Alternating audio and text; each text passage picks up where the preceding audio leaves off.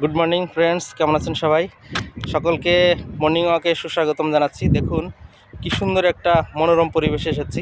সকালে আমি এই পার্কে প্রায় 1 ঘন্টা দৌড়ালাম, 4-5 কিলোমিটার হয়ে গেছে।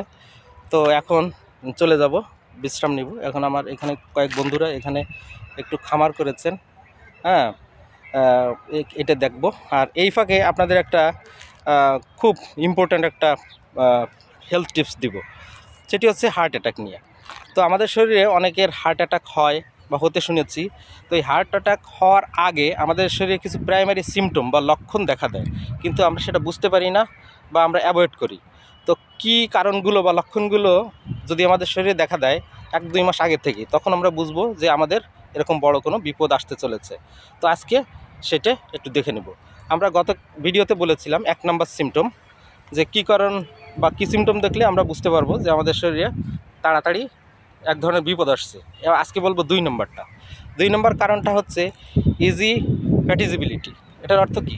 হঠাৎ করে আপনার ক্লান্ত হয়ে যাওয়া, কোনো কারণ ছাড়াই হঠাৎ করে যদি আপনার শরীরে ক্লান্ত দেখা দেয়, মানে দেখা যাচ্ছে আগে আপনি সিঁড়ি বেয়ে 2-3 তলা ধপাধপ উঠে যেতে পারতেন, এখন আপনি 2-3টা সিঁড়ি ভাঙলেই আপনার শরীরে ক্লান্তিভাব চলে আসে।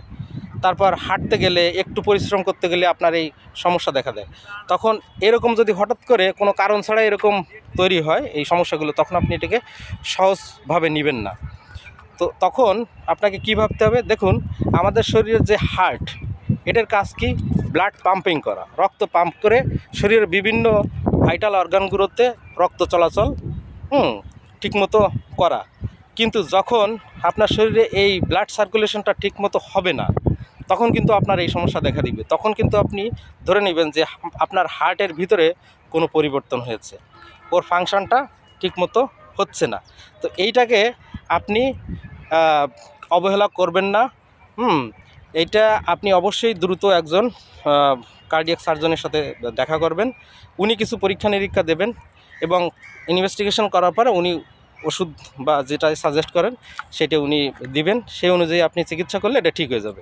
তো অনেকে আবার ভাবেন যে ডাক্তারের কাছে গেলেই 5-10 হাজার টাকা খরচ, দেখি কি হয়। এটা কিন্তু ফ্রিভুলাস, মানে এইভাবে কিন্তু ভাবা যাবে না। আপনার শরীরের যে লক্ষণগুলো আছে, এটাকে আপনি মোটেও অ্যাভয়েড করার সুযোগ নেবেন না। আপনার যদি পয়সা কড়ি, টাকা পয়সা না থাকে তাহলেও আপনার ব্যবস্থা আছে। আমি সেটা বলবো আজ।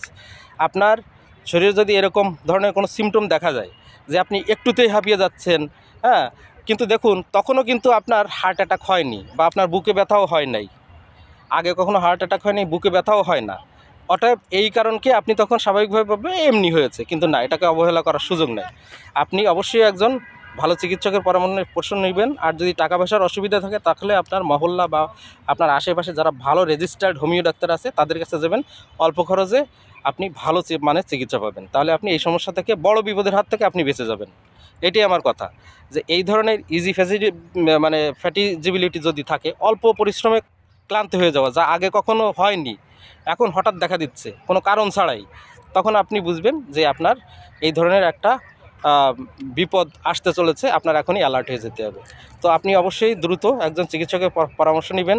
যদি আপনার পয়সা কড়ির অসুবিধা থাকে, হ্যাঁ, ইনভেস্টিগেশনে অনেক পয়সা খরচ হবে ডাক্তারের কাছে গেলে, এই জন্য আপনি দেরি করবেন না, বসে থাকবেন না। আপনি আপনার নিকটবর্তী রেজিস্টার্ড কোনো ভালো হোমিওপ্যাথি ডাক্তারের সাথে পরামর্শ করবেন। অবশ্যই উনি তার চিকিৎসা দিয়ে আপনাকে সুস্থ করে তুলবেন। তো সকলের শুভকামনা রইল, সবাই ভালো থাকবেন। শুভ সকাল।